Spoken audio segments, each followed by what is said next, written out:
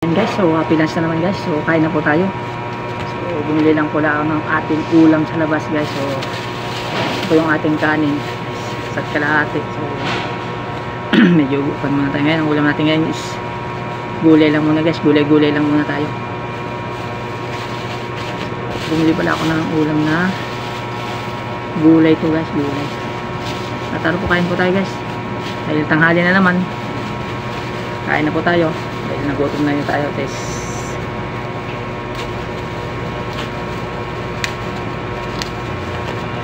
So ito yung ulam natin is bumili lang po tayo ng gulay sa labas guys. Dahil ito na nakayanan ng budget natin. Gulay lang muna tayo. Ng gulay na pechay lang yung nabili ko kanina. So tara po, kain po tayo guys. Gulay na pechay yung ating ulam. May sili. So ito na yung ating kain ngayon guys.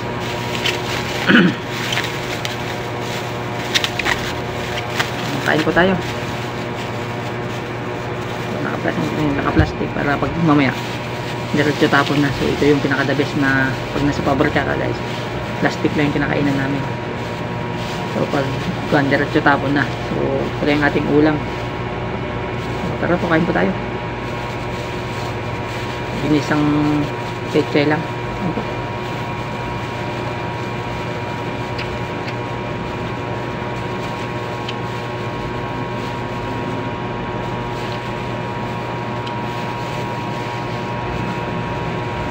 Yeah.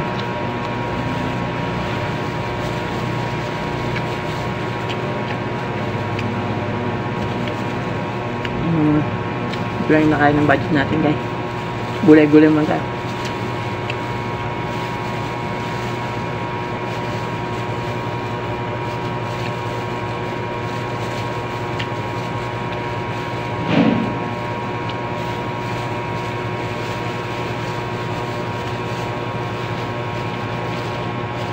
Hindi yung pambili ng karne.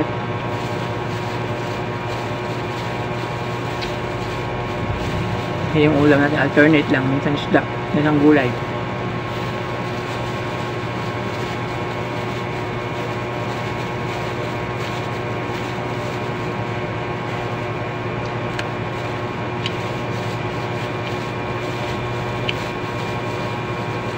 Yun lang kayang budget natin.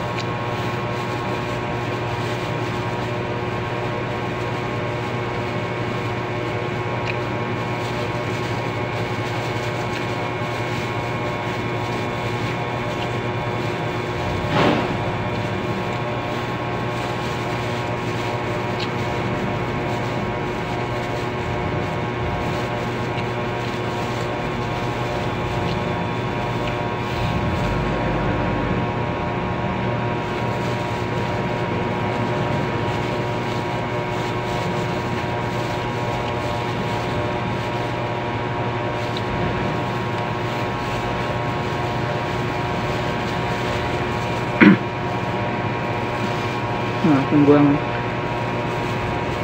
ayun.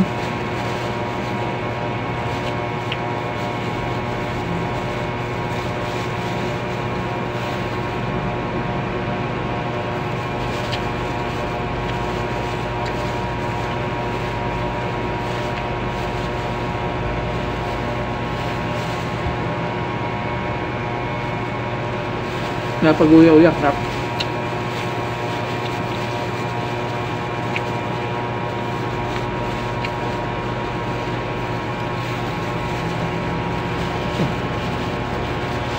Tawag ulan talaga, lugi mangin yung tawag.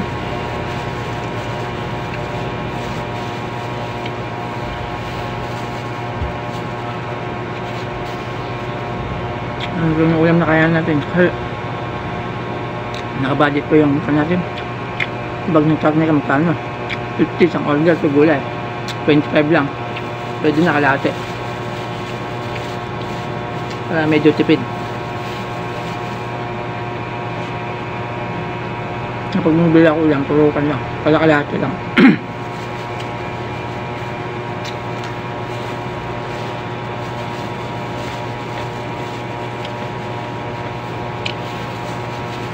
Ito, sabaw natin yung para masa.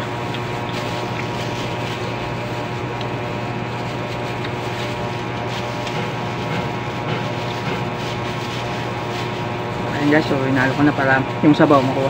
Sayang eh.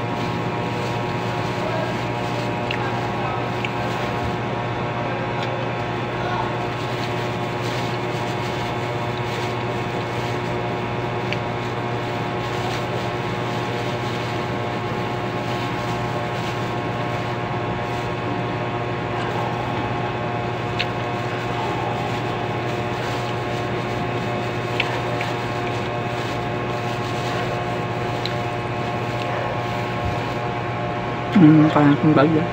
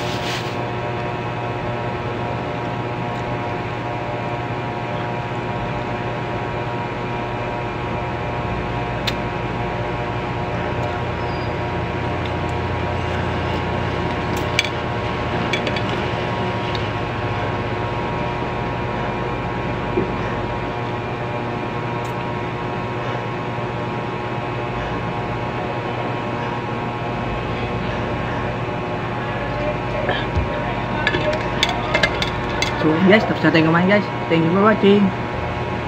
Solve.